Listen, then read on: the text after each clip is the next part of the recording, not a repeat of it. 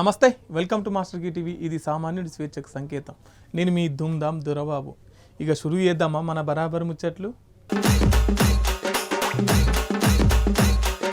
మాజీ ముఖ్యమంత్రి ఏదునూరి సందుంటి రాజశేఖర రెడ్డి గారి పుత్రిక, అలాగే అధికార పార్టీ వైఎస్ఆర్సీపీ జగనన్న గారి చెల్లెలు, ఇంతకుముందుకు తెలంగాణలో వైఎస్ఆర్టీపీ అధినేత షర్మిలక్క, కానీ ఇప్పుడు ఆంధ్ర కాంగ్రెస్ పార్టీ అధ్యక్షురాలు మన షర్మిలక్క.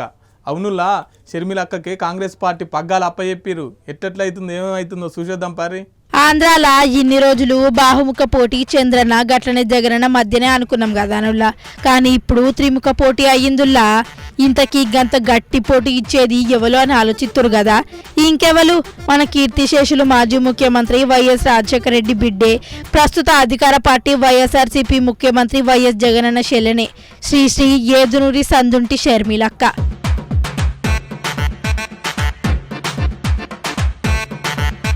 అవునుల్లా, అన్నకు జల్లెకు వడక తెలంగాణకు వచ్చి వైఎస్ఆర్టీపీ పార్టీ పెట్టే కారు పార్టీ ఓలను ఓడగొట్టేందుకు ఎలక్షన్ల పోటీ చేయకుండా త్యాగం చేసింది గీ అక్క. ఆ తర్వాత కాంగ్రెస్ పార్టీ అధికారంలోకి రాగానే వైఎస్ఆర్టీపీని కాంగ్రెస్ లో కలిపింది. గట్ల కలిపిన 12 రోజులకే షర్మిలక్కను ఆంధ్ర కాంగ్రెస్ పార్టీ పెద్దగా పగ్గాలప్పచెప్పారు. చూడాలి మరి జగనన్నకు ఎంత గట్టి పోటీ ఇస్తుందో ఈ షెల్లె. 175 సీట్లకు ఎన్ని సీట్లు గెలిపించుకుంటుందో మరి.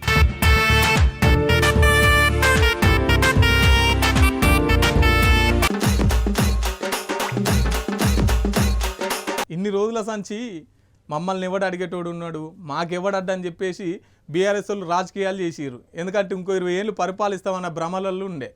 కానీ ఒక్కసారి ప్రజలు తీర్పిచ్చేసరికి కోలుకోలేనటువంటి దెబ్బ ఇప్పుడు బీఆర్ఎస్ వాళ్ళు అనుభవిస్తున్నారు.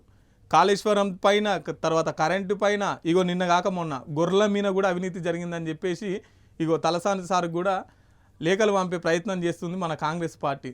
ఒకసారి చూడుని. కాంగ్రెస్ పార్టీ వాళ్ళు అధికారంలోకి వచ్చిన తర్వాత బీఆర్ఎస్ వాళ్ళు చేసిన అవినీతిని గట్లనే మోసాన్ని ఒక్కొక్కటి బయట బయలుదేస్తారు మన షేపాటోళ్ళు.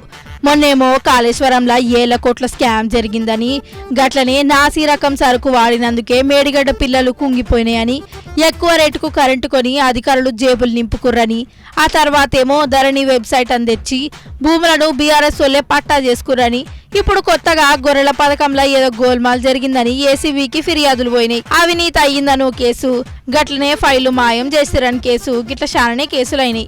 ఈ కేసుల కింద మాజీ మంత్రి తలసాని శ్రీనివాస్ యాదవ్ అన్న ఓసీడీగా పనిచేసిన ఓ అధికారికి ఏసీడీ నోటీసులు ఇచ్చింది.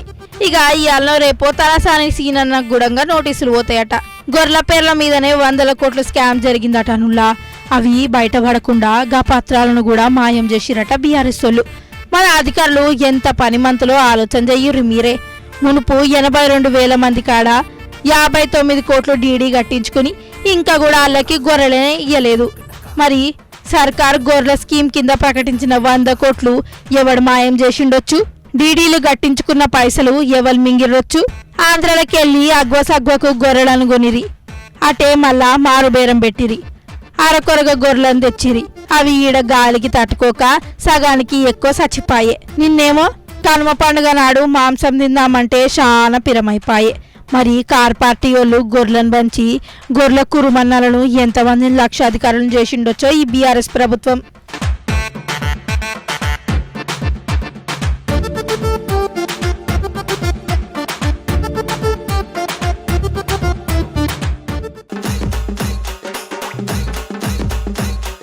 అంటరానితనంలో పుట్టిన అగ్గిపిడుగు, దళిత కుటుంబంలో పుట్టినటువంటి ధృవతార, కింది స్థాయి నుంచి ఆకాశం పైకి చూసే స్థాయికి ఎదిగిన అంబేద్కర్ 22 తారీఖు నాడు అందరూ అయోధ్య గురించి మాట్లాడుతారు. కానీ దానికంటే ఒక్కరోజు ముందు విజయవాడ కాడ అంబేద్కర్ విగ్రహం 110 అడుగుల విగ్రహం పెట్టిరులా జగనన్న చేతుల మీదుగా అది ప్రారంభోత్సవం జరుగుతుంది. ఒకసారి చూడురి. ఈ 22 తారీఖు నాడు అయోధ్యలో రామమందిర కార్యక్రమం ఉందన్న సంగతి అందరికి ఎరకైన ముచ్చటే గాని, దానికంటే ఒక రోజు ముందే ఆంధ్రప్రదేశ్ విజయవాడల బందర్ రోడ్డు కాడ 210 అడుగుల అంబేద్కర్ విగ్రహాన్ని మన ఏపీ ముఖ్యమంత్రి జగనన్న చేతుల మీదుగా ప్రారంభం చేస్తురులా. ఈ విగ్రహాన్ని 2021 డిసెంబర్ నెలలో షురూ చేస్తే ఇగో ఇప్పుడు పూర్తయింది. ఇది 85 అడుగుల గద్దె మీద 125 అడుగుల అంబేద్కర్ కాంస్య విగ్రహం అన్నట్టు. ఈ విగ్రహాన్ని మొత్తం మన దేశపోలే తయారు చేసిర్రులా. ఈ విగ్రహం కాక ముందు దాని ముంగటున్న 6 జనవనరులు, గట్లనే central musical, water fountain, Ambedkar experience centre, ఇక మిగతా ముచ్చటంతా మన జగనన్న చెప్తాడు, ఇన్కోన్రిగా.